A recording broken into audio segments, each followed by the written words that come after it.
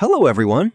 In this video, I'll guide you how to reset your Amazon Fire TV Stick remote and fix common issues in a simple way.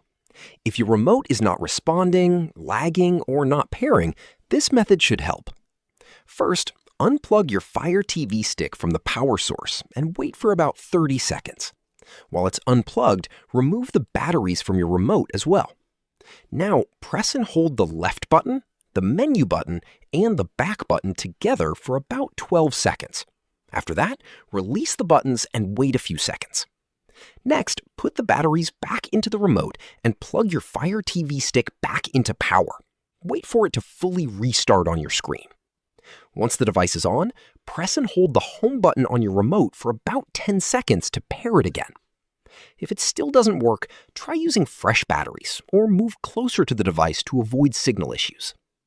This reset method fixes most connection and responsibility problems quickly and gets your remote working again smoothly. Subscribe to the channel for more videos.